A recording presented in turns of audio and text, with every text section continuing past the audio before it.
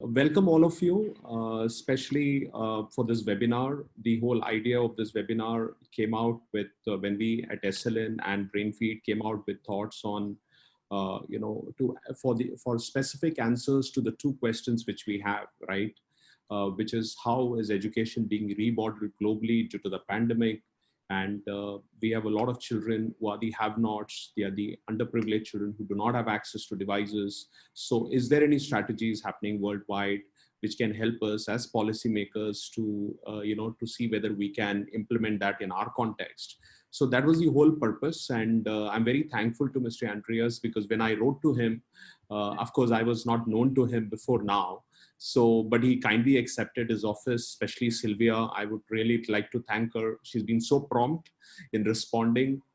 And I'm very thankful to all of you, because I reached out to several directors of the education departments in several governments, some former education ministers, some practitioners, some researchers, and especially for my Dr. Margarita from Philippines, Mr. Kinga from Bhutan, and the whole team from Bhutan coming. We also got from KHD Dubai, Mr. Luke, the director of research. He also joined in. So the kind of response we got all across was very, very encouraging, because I think everyone had these questions in their mind. And for me, Mr. Andreas, like many people say, he's one person with a lot of answers. So I would like to formally welcome all of you. And before I invite Mr. And this is the, on the slides, you'll see all the countries where participants have come in. There are many attendees. There are many researchers from different parts of the world. This is the kind of percentage of people who have come in. 40% are almost policymakers. We have all the education boards. I'm very thankful to CBSE, ICSE, Cambridge, and IB board for coming.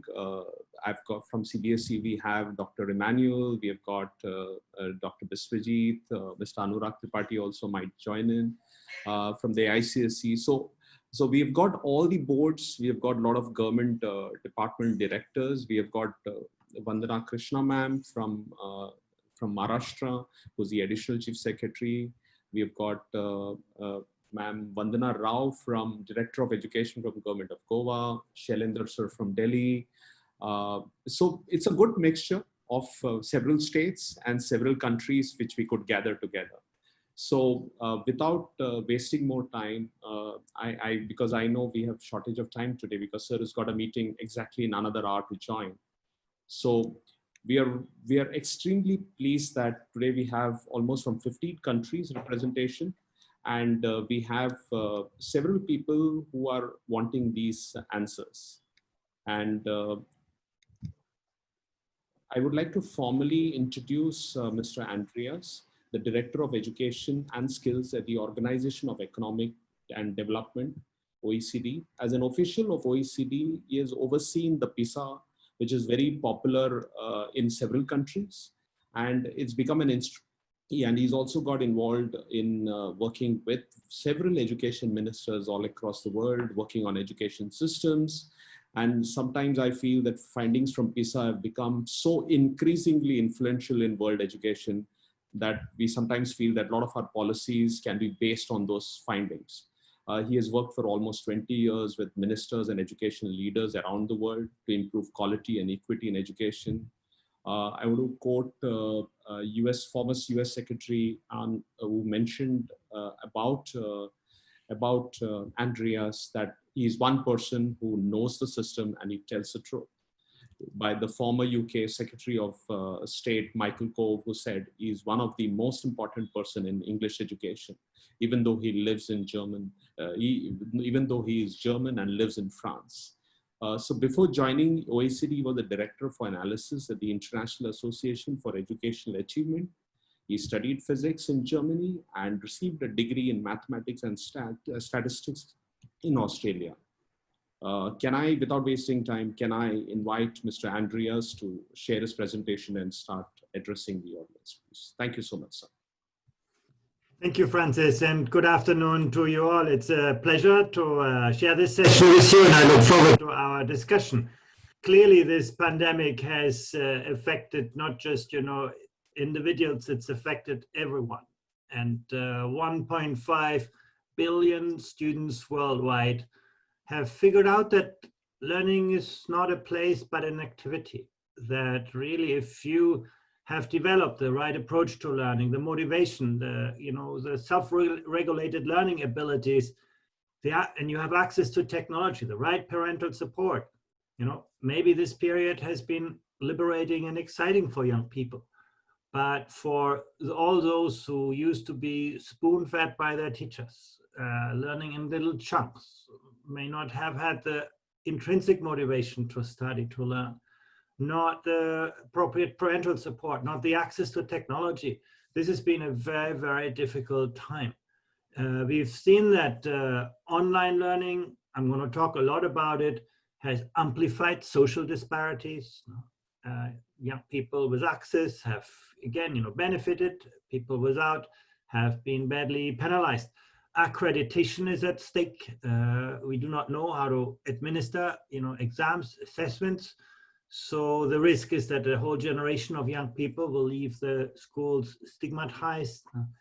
Teachers have a hard time keeping up with the developments, particularly if in isolated areas. And it's been very, very important to reprioritize curricula. If you have only about 30 or 40% of effective instruction time, what are you teaching?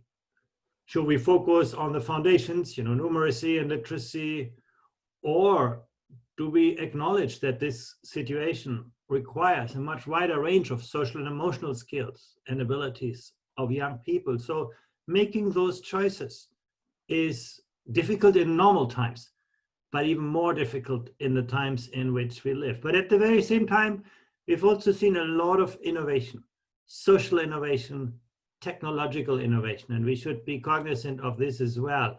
Let me start with one positive finding. We, of course, survey the countries, and we surveyed 57 countries. Unfortunately, I don't have data for India in this particular survey, but from the 57 countries, and here I show you the average from 36 of them, you can see actually the arrangements during the lockdown have been made with schools. And that's a very unique kind of situation. It's not top down by governments. A few, can see about 25% of cases where the arrangements were developed by governments, but in most countries, actually governments work very closely with the schools to find suitable arrangements. So the bottom-up component has been very important. Parents, you can see 9% in cases, parents took things into their hands. So you can really see how education has become more of a whole of society project. Sometimes, parents in this moment when children learn at home get a better understanding of what education is about, the work the teachers do. So I think that's one of the valuable aspects of this crisis, that it actually engages everyone in society. You can also see when we surveyed 80% of our respondents said everybody did all they could to help. Things may not have gone perfectly or even well, but there was a big effort being invested by teachers, by school leaders, by administrators, by government. It's very rare that you get everybody talking positively about everybody else, but this is a moment where this has happened. You can also see most people agree that this was designed in a collaborative manner, including teachers. Only very few people talk about conflicts with parents, conflicts with teachers, conflicts with government, and so on. And I think that's something that you can also see. We just, a couple of weeks ago, I had a meeting with 30 of the ministers and union leaders from the teacher unions. And they rarely meet together. And when they did, they actually put aside all the conflicts they usually have to fight and focused on the solutions to the pandemic. So again, I think we should keep this in mind. Now, this being said, the crisis has exposed many inequities in our school system. You can see the number of days that have been lost or that will still be lost is very significant. Now you talk about a big chunk of the school year. And that leaves a trace. There's no question about this. It's very, very hard for young people to catch up, and teachers will find a very disparate kind of world when they find their students back. We also see now many countries have already reopened their schools or are reopening the schools, that large numbers of students do not come back, even in Europe. That is a big issue, that students have lost confidence, lost trust in education. And I think we need to be conscious of those kinds of issues. And then last but not least, we can see that actually only through online learning and technology, only about 40% of the curriculum could be delivered. It's a stark reminder that the learning is always a social experience, a relational experience. It's not a transactional experience. Sort of the substitution of teachers through technology can only work to a relatively small extent. Here in the case of the content, it's 40%. When you look at social emotional skills, it's probably a lot less. Teachers in our survey were a little bit more positive. They think, well, we could do a lot with our students, but it is only a fraction of the time. This is why priorities have become really, really important. Now, when you think about what the strategy was focusing on, this is also very, very interesting across, the 36 countries, which I'm comparing here. Academic learning comes first. I think that's no surprise. But you can see the integrity of assessing student learning is important. The support, professional support, advice to teachers, the social development of students, ensuring well-being of students, well-being of teachers. In normal times, you would have academic learning number one, and then everything else comes very, very far behind.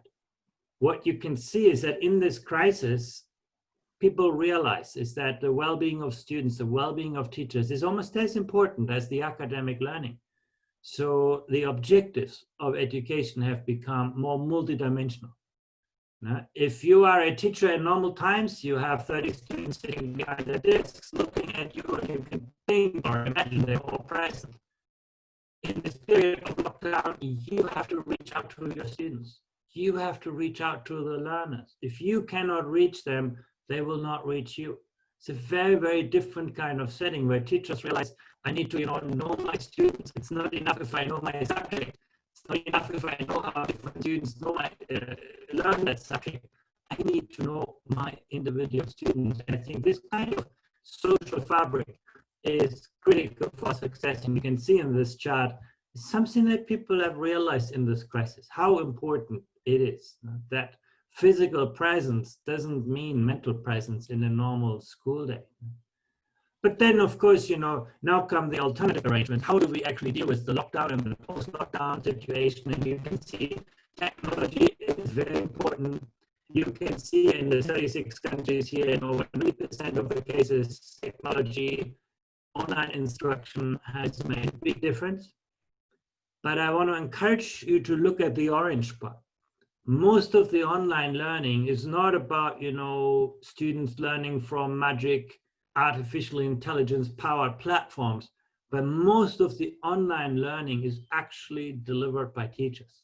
So you can see actually technology is mediating the connection between students and teachers, but not replacing it. That's a very, very important point in this current lockdown. It might be different in the future, but in this current lockdown, in almost all of the cases, we're talking about teachers connecting with their students through technology, not independent technology. Then we have also a lot of instructional packages, particularly China, that was hit very early by the crisis, was very successful in reaching out to students in small villages with packages of materials. Many countries, particularly in South America, have very successfully used television. We often talk about online learning, but actually television has sometimes been more successful in this lockdown, particularly for smaller children. In Europe even, a country like Spain, they've got 6 hours of public television every day. And that has been, particularly for, primary grade students, proved very, very effective. Sometimes radio. Also, when I talk about online learning, we typically think about laptops and tablets and computers, but actually much of this has been delivered on mobile phones. For example, I was yesterday speaking with the Minister of Education in Colombia, and they have been very successful in, giving every student free access to online resources through their mobile phone. So they put the entire curriculum on the mobile phone, and students didn't have to pay when they accessed those kinds of service. They had a special deal with the telecoms provider, and they were able to reach a lot of students. Because computers and tablets, that was unaffordable for the majority of students, certainly not in the time span available. So the mobile delivery has been very important. But what I wanted to show you here is simply, it's not one or the other. It's a mix of resources that really are very effective, ranging from online through packages, television, and then those kinds of provision. Now, the question is, how well are teachers prepared for that? And that's a little bit more sobering. You can see there's a lot of variability in the comfort that teachers have with using technology for projects or classworks. You can see, Denmark, New Zealand, Australia, United Arab Emirates, things look quite good in terms of, teachers' comfort. But you can look even on the right side, high-tech country, Japan. When you think about Japan, you think about modern technology, but actually Japanese teachers are not very comfortable with using technology in the classroom. So they had a very hard time doing any form of school closures. A lot of variability in, technology utilization. But on the positive side, look at the difference between 2013 in red and 2018 in blue. You can look to a whole range of countries. It's Sweden, it's Portugal, it's Romania, it's Israel, it's Finland, it's Croatia, where the share of teachers using technology frequently has almost doubled in just 5 years. So you can really see there's a lot of effort being made in countries to make teachers more technology, open to technology. But the kind of, professionalization effort that countries need to invest is very significant. You can see here, these are advanced economies largely, and still many teachers are very uncomfortable with the use of technology. So that's the reality that we need to keep in mind. When you look at professional development, one thing that most countries have done during the lockdown is provide teachers with good online support, so that there were, help forums, there were, prioritized curriculum materials, digital resources. In fact, we at the OECD also created a free network of open digital resources, very innovative kind of programs. I welcome you to have a look at this. You'll find a lot of very interesting material that teachers can use to innovate. So that's happened in most cases. Peer networks in schools are very, very effective. It's one of the things that we found to be most effective. It's not, governments providing material, but connecting teachers and spreading good practice from classroom to classroom. But you can see teachers themselves, when they were surveyed, only about 50% said that's working. So often the structures exist, but they're not effectively utilized. So I think a lot of effort is needed to more effectively use those kinds of structures. Countries like Singapore, China have done very well in this. There's a lot of peer collaboration, peer research among. That's also why they were relatively quick in establishing alternative arrangements. But I think it's a big challenge in most other systems. There's also good collaboration across schools. That's very rare in normal times. But in this crisis, I think we've seen a lot of really good collaboration. But you can also see in the orange bar here is often teachers did not receive any professional development. They were left on their own, and there was very little extra money available for this. So often this means teachers just having to do extra work. Now, let me talk a little bit about the reopening of schools. I think what is encouraging is that in many countries, there are now arrangements in place. Most countries have a plan and a strategy for the reopening of schools, and I'll be happy to share those plans with you. In most countries, it's happening in this academic year. But, schools, the plan means also schools will not go back to where they came from. In many countries, it means the schools that we are going to see will be quite different. And I will talk about this a little bit. Let me talk you through the health situation. Why did we close schools in the first place? Well, the answer is that schools are a source of the virus. You know, the schools are a place where the virus can spread. It can spread among children, to teachers, families.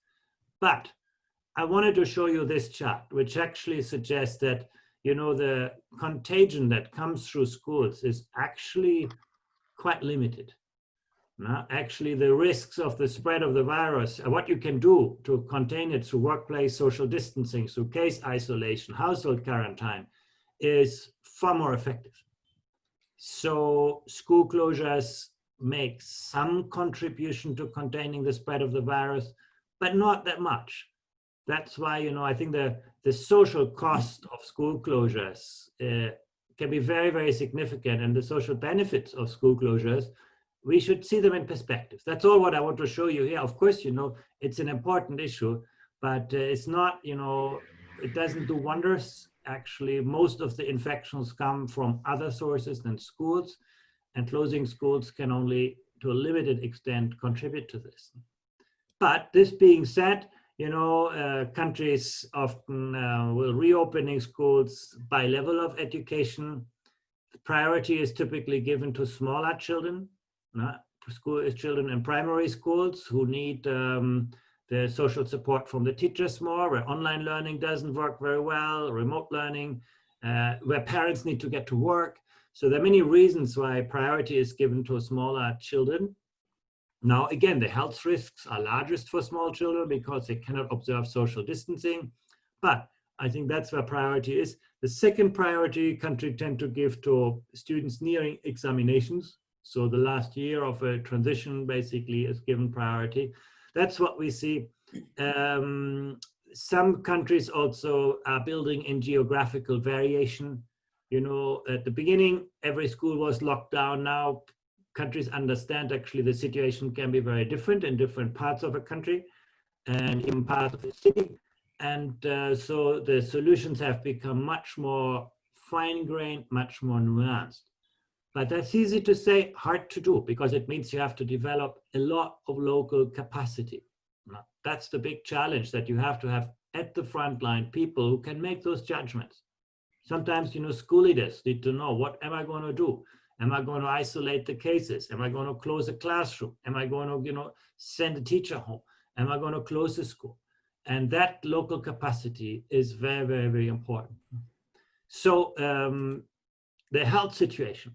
You can see most schools are doing training of students, teachers, and staff on hygiene. Now that's obviously, you know, the big thing to do.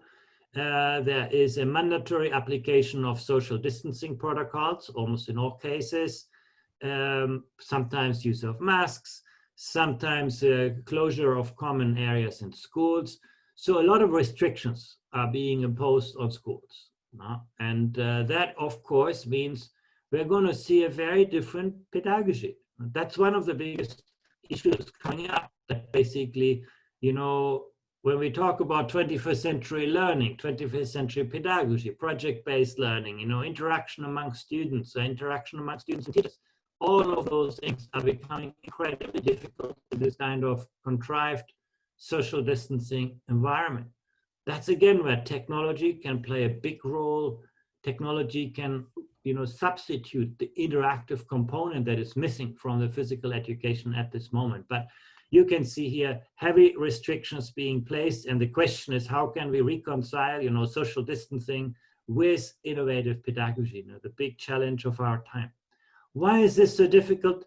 Let me just highlight one thing. You can see even in normal times, if you look what teachers are good at, what they are comfortable with, it's very traditional teaching. I explain to students what I expect them to learn. I explain how old and new topics are related. I set goals at the beginning of instruction. The vast majority of teachers say, yeah, that's what I do frequently. Or classroom management. You know, I tell students to follow classroom rules. I tell students to listen to what I say. I calm students who are disruptive. Now, that's also 2/3 of teachers, you know, do that frequently. They know how to do it. But when you get to more, you know, the cognitive activation, right, giving students tasks that require them to think critically, it's less than 60%. Have students work in small groups to come up with a solution, 50%. Let students to solve complex tasks, no? Less than 50%.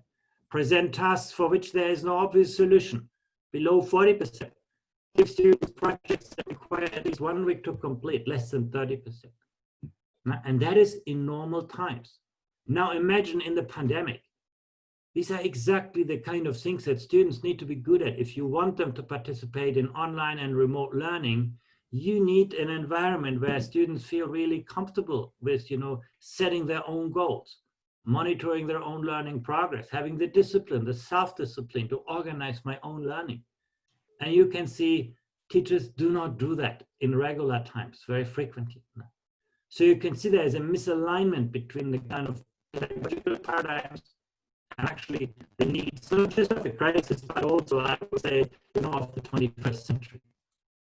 So when you look at the well-being of students, that's also a very important dimension. You can see most countries are planning special support measures for students from disadvantaged backgrounds. When schools are opening, priority is given to the most disadvantaged students. Schools cannot accommodate everyone at the same time in most cases. They need to make choices. I already said, often it's the smaller children, but often it's also the more disadvantaged children. Or they give extra time to disadvantaged students, or they give them learning-free vacation. So actually, you can see that very positive measure here that in 80% of the countries, the realization that the social gap has been widening in the crisis, and there's something needs to be done for this. Counseling for students, giving students good advice is very important. Supporting students who have been victims of violence at home, special support measures for students in psychological distress, and so on. But look at the last part in orange here. There's very little additional resources available. So what does this mean in practice? It means that teachers will have to take on a wider range of social and emotional responsibilities. Maybe teach less, but more on those kinds of aspects. And that, I think, again, is a huge challenge for the teaching force to assume responsibility more holistically for the well-being of students rather than just for their academic learning. The positive thing is that when we survey teachers, most teachers feel very much inclined to do this. Most teachers say, well, I became a teacher to make a difference to a student's life, not to teach, geography or mathematics. So actually, teachers are quite open to this, but it is a big challenge, particularly, teachers who have not been trained as social workers or psychologists who take on those kind of responsibilities. At least in the majority of countries, very little additional resources. Now, final point, return to normal scheduling and student attendance is the exception, not the norm. And most schools are looking for a different future. I already said, there will be a progressive returns, there will be learning in shifts, but what you can also see from this chart, in over half of the cases, we're going to see hybrid models of distance learning and physical learning. Now, again, that's a huge challenge for teachers.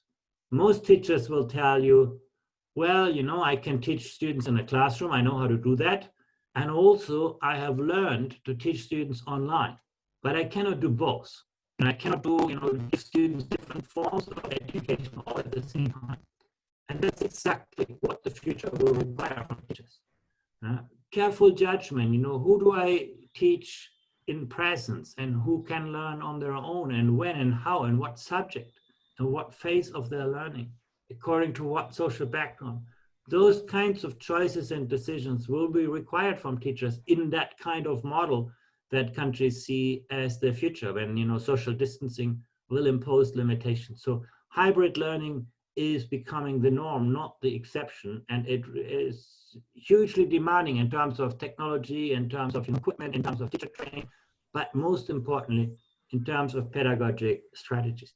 Now, these are the plans. We do not know to what extent those plans will become a reality, but at least I think it gives you a sense of what the perspective for the future is now. Now, training teachers for using technology, some people say, well, you can train, but the teachers don't want to use it. Actually, our data show that where teachers got better training, they were much more likely to use technology in the classroom. So training actually is quite effective. Most of the, you know, hesitation in using technology comes from the lack of experience of teachers. So you can deal with this. Generally, because I often hear, you know, teachers are not open to innovation. They're very kind of nervous about this. That is not what we see. We actually see where teachers have got the training, they actually use their material in the kind of classroom. A little bit on ownership and empowerment. Teachers have a lot of discretion when it comes to what they do in the classroom, but only in about half of the cases do we have effective models of distributed leadership. So there's still a lot of reluctance among school leaders to engage teachers in the design of, you know, the learning environment. And in this crisis, this has become very important. As a school leader, you know, at this moment, don't ask yourself how many of your teachers follow your own ideas. Ask yourself how well your teachers can collaborate, work together. And that is something we, I think, can still do better. And then the social fabric of schools, I think that's a huge challenge for India, but it's for most countries, as you can see from the chart. What we typically do is that we misalign resources and needs. Very few countries have been able to attract the most talented teachers to the most challenging classroom. Now, I think this is something where we need to do better, to align resources better with the needs of people. And I think that's actually possible. We also need to be better in ensuring that novice teachers get properly introduced to that job. You can see here, among most countries for which we have data, actually sometimes teachers get into schools with very little support, no mentor, no facilitator, and experienced teachers not even to talk about. But we do not do enough generally to introduce teachers to their profession properly. And I think in the future, you know, every teacher should have a mentor, and every teacher should be a mentor to other teachers. So that kind of culture of peer collaboration, I think, is very, very important and needs to be further developed. And last point is really about teacher collaboration. You can see there's a lot of quite superficial teacher collaboration, teachers exchanging materials and discussing work, but you can see very little real team teaching, very little classroom observation and feedback, only 9% of the cases. So the culture of isolation really is still dominant. And what the crisis shows is that, you know, this is not about pushing new ideas into classrooms. It's about finding good ideas in classrooms and schools and sharing them and spreading them throughout the system. And I will stop here to give us enough time for discussion. Thank you very much. Thank you, sir. Thank you. Kanan, yeah. So I know we have got very short time. So I would quickly request Dr. Margarita, the Director of International Cooperation Office, Department of Education, Government of Philippines, if she can quickly, put a question which is in her mind. Maybe I think every person can get at least 2 or 3 minutes. We're really running short of time. Yeah, Dr. Margarita, please. Okay, thank you, Andreas, for the sharing. We really appreciated looking at how you coined all the reports of those countries involved. But here on our end, I think as our minister have been saying and telling people, not only here in the country but even in Southeast Asia, that really education cannot wait. But in your end, what are the other countries doing in response to the opening of schools? Because now we have our legislative departments passing a law in response to what our president said, that if there's no vaccine, no school, meaning no face-to-face interaction. But still, we're like pushing for opening of classes in August, the 24th of August, but no face-to-face. Everything will be online and everything will be like modular. But with your experience and observations, what actually is happening out there in terms of opening of classes? Thank you. Yeah, you know, these are difficult dilemmas and questions. There's no easy answer. But I think, you know, the opening of schools has some risks, but keeping school closed has also a lot of risks for the well-being of students in the short and the long term. And our judgment is that, countries should reopen schools as quickly as they can. And what you can see actually in most countries, that is happening. Actually, I'm quite encouraged that most countries for which we have data have a plan to reopen schools in the next, 2 months. And of course, you cannot open schools in the way they used to be before. You need to put in, hygiene measures, social distancing required. Sometimes, hybrid learning. But I do think, the social and economic cost of keeping schools closed are incredibly high. You don't see them today, but you will see them tomorrow. Thank you. Thank you. Thank you. Can I invite Srimati Vandana Krishna ma'am, our Additional Chief Secretary, Department of School Education, Government of Maharashtra, if she has some thoughts, ma'am?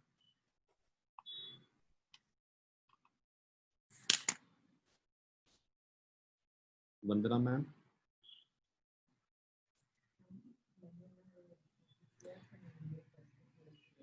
I'm here, but please continue with others. Okay, ma'am. Okay. I'm listening. Thanks. Okay, ma'am. Can I request Srimati Vandana Rao, Director of Education, Government of Goa? Ma'am, please, if you have some thoughts.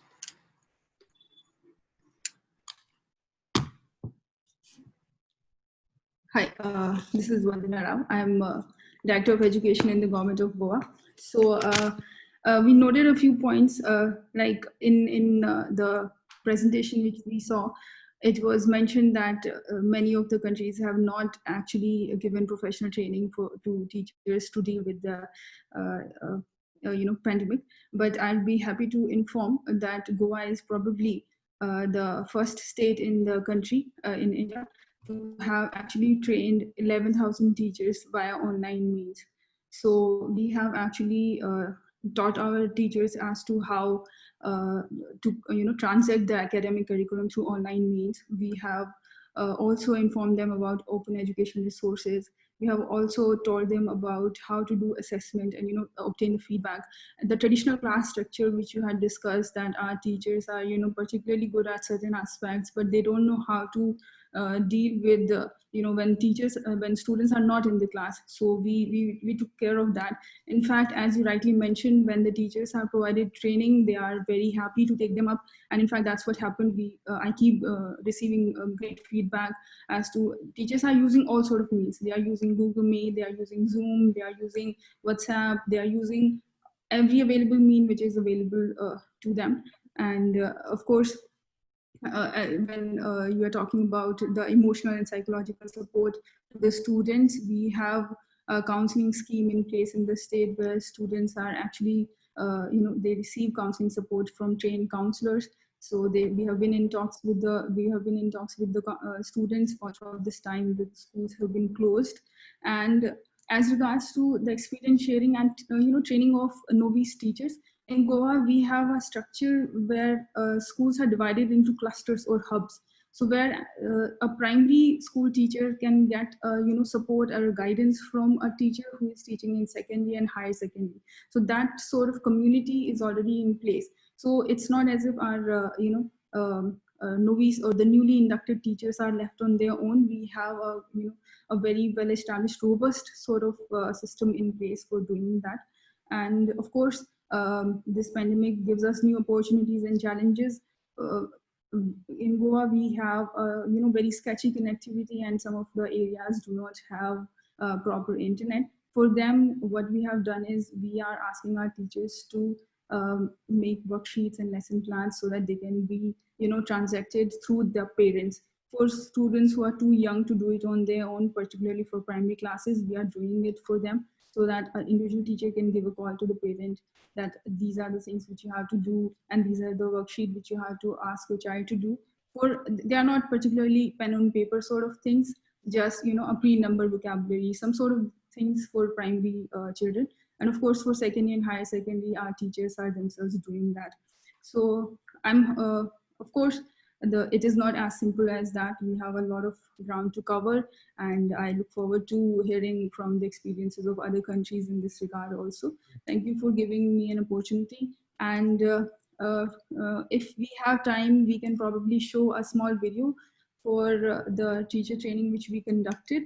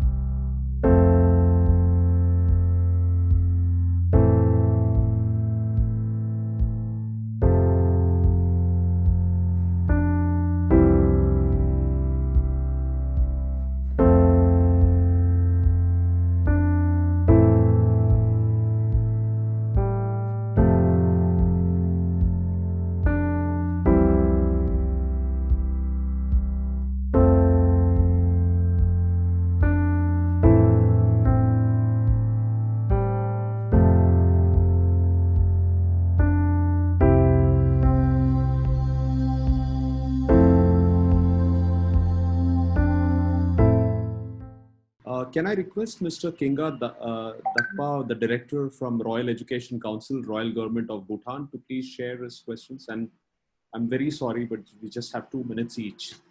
I'm so sorry. Please, sir.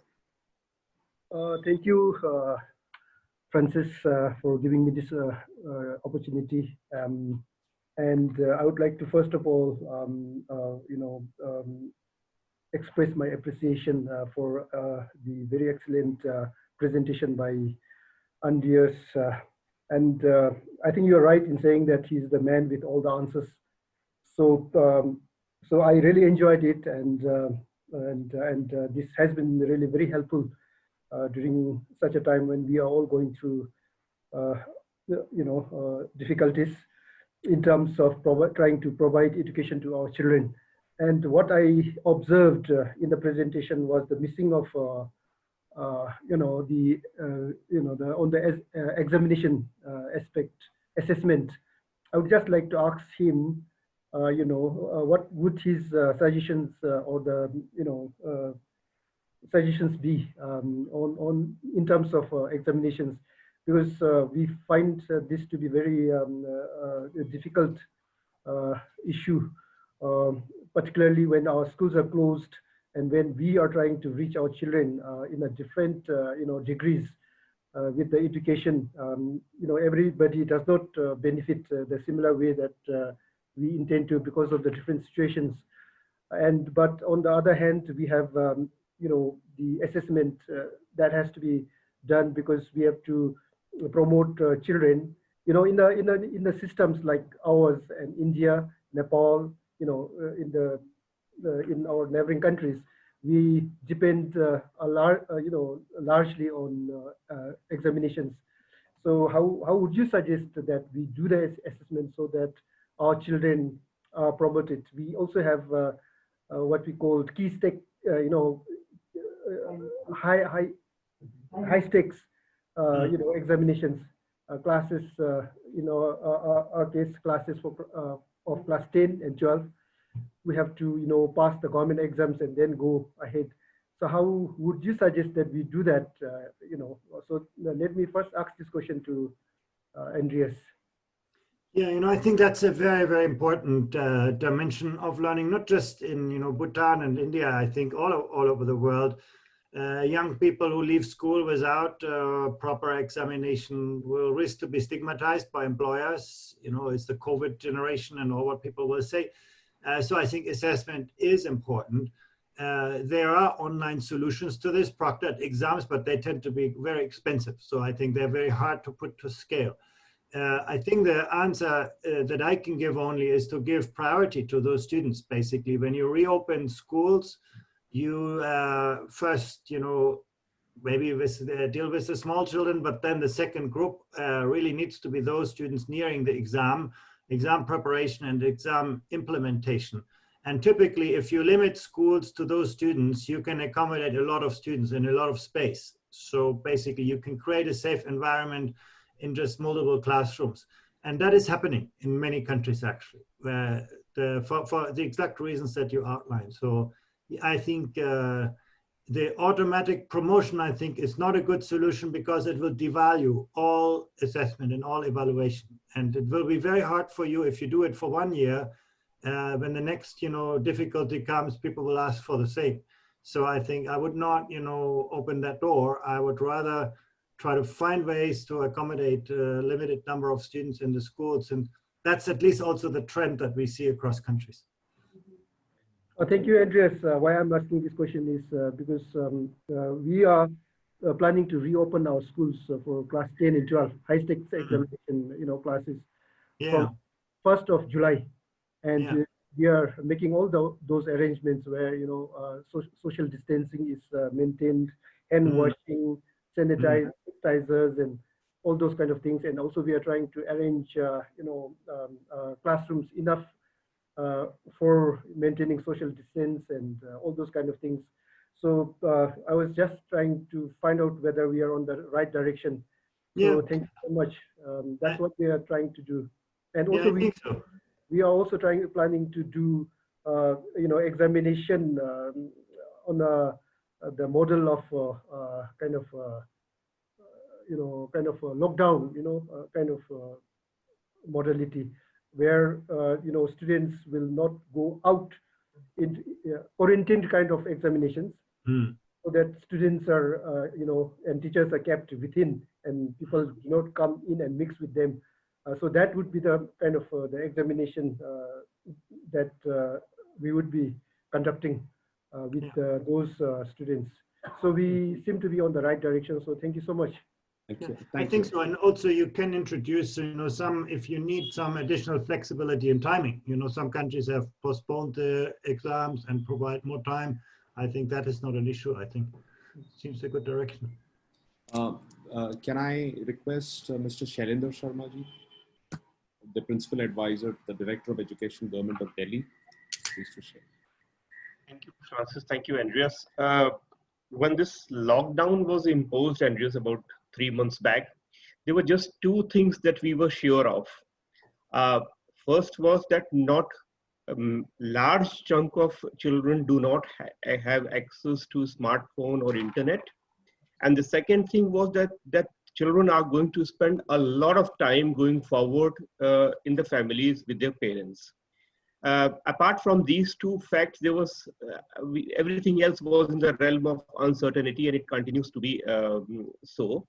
And as a result, what we in Delhi did, and that is where my question lies, that we followed a very staggered approach. We first of all looked out to parents as a partner in this whole exercise, and started engaging with them, particularly the ones having smaller kids, with the tips as to how they can do certain activities at home so that both parents and children can have better bonding, and have activities that can sort of enhance their language and numeracy skills, and also activities that can take care of their, say, emotional situation at that point in time. So that was a strategy that we followed, using a simple mobile phone, sending short messages, and also using interactive voice response, because we were mindful of the fact that many of them may not have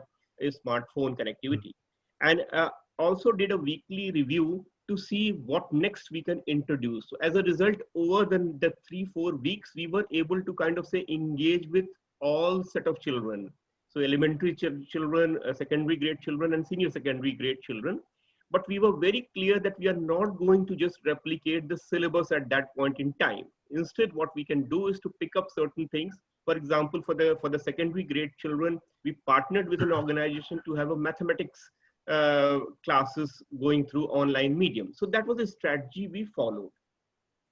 Now coming to, and one of the learnings that we had from this exercise, and you rightly pointed out, was that our teachers who were actually conducting online classes for the higher grade children, they quickly upgraded their own skills. So many of them later on told that they prepared the PowerPoint presentation for the first time in their life. And they also looked at multimedia to use in the classrooms. So that was like a big shift for them also, because they were responding to the online need in the higher grades. So this is the context by which we, and this 2-3 months has been a great learning exercise for us, and it gives us some direction as to where we can take the entire discourse forward. But there are two concerns that I would want to share with you, and would love to hear your views on that. Is that what I'm feeling personally is that there are two big fault lines in the education system which is going to be further exacerbated. One is related to access. For long, particularly in countries like India, school access itself has been a very big issue, which over the last 1.5 to 2 decades, we have been able to sort of bridge that. But now with too much emphasis on online teaching, I feel that there is going to be a big access issue in terms of getting to learning because of the digital device. So that's one part which I would love to understand how we tide over. And the second thing that I'm hearing very often is the belief related to who should be prioritized first. And what I'm learning here is that a lot of emphasis on calling the secondary grade children or the senior secondary, those who have board examination, to the schools first. And it is fine if we do not have, say, younger children not even coming to schools, which I find a little disturbing, because if we do not focus on the younger children's learning also, we will face the consequences later on. We will be postponing certain things for the later date. So these two issues are something that we are grappling here, and we would love to have your views on that. Thank you. Yeah. You know, I think the question of access is difficult, and I think the answer there is you need to of the whole of society approach that you have, also engaging parents. I think is very, very important. I really think you cannot push a rope if you cannot, in a moment where you need to learn at home, get the home a learning environment. No learning will take place. So I think your engagement with parents and the whole of society is very important. But the other part is a multiplicity of approaches on provision. Sometimes online learning will work. Sometimes mobile phone-based learning will work. But in other cases, you need to rely on radio, on television, particularly for younger children. So I think having a multiplicity of means. And what we found is actually sometimes a simple phone call of a teacher to a family can make a much bigger difference than a high-tech online kind of learning system. The one thing that students will remember from the crisis is not how many formulas they learned, but is whether they had a teacher who took a real interest in their lives. A teacher who understood who they are, who they want to be, and supported them in this. So I think to provide the channels for social interaction, and that doesn't take a lot of technology, is as important as the learning media. That's really what we took away from this. But on the priorities, I agree with you. The exam students nearing the exam are a priority, but so are the youngest. And I would actually focus on those two groups. And that's what many countries are doing. They actually, for the youngest children, online learning doesn't work. Remote learning doesn't work. The social interaction with the teacher is absolutely critical. Learning is not a transactional phenomenon. It's always a relational phenomenon, particularly for young children. So actually prioritizing them. The third group you really need to look into is the children from social disadvantage. Whether these are children with an immigrant background or children from poorer families.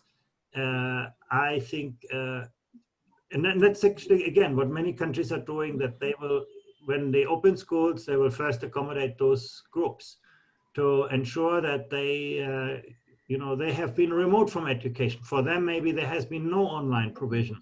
They need to get adjusted to this. And if you don't give them the time and the space to do that, I think it's going to be very difficult now. Thank you. Thank you. Thank you, sir. So the final question, I would, Shri Vinod Tawdeji, are you there? Tawdeji is our former education minister. You have a question, the final? I'm just listening, but there are a lot number of questions, because we have to deal with students from the urban cities like Mumbai and students from the rural. So in such a short period, we can't find solutions to all. But it is a good guideline on which we can go ahead and try to find out solutions, because the government is the right authority to have the right assessment of an area. So no single policy can be applied to everything. But only one thing I would like to emphasize, that online education is not alternative education, it's a supplementary education. Yeah. That should be kept in mind, and we can go ahead with that. Thank you. Thank you. Absolutely. I think that's a very good point. And I think we should look at this, great technology can amplify good teaching, but it doesn't replace poor teaching. And it doesn't replace sort of the social interaction. Very important. Thank you. So I think there are many questions coming up, which I would gather together and probably send it to your office, so that they can get look into that. Yeah, so that. So thank you so much for your time today. I know that we have run over 5 minutes. I'm so sorry for that. And thank you for sparing your time. And we look forward to learning more from you. Thank you so much for all for taking your time and participating, especially all the boards, the directors, all. It's a very crucial time for us to come. Thank you so much, and we look forward to have more such sessions in the future. Thank you so much. Thank you. Thank you. Thank you. Bye.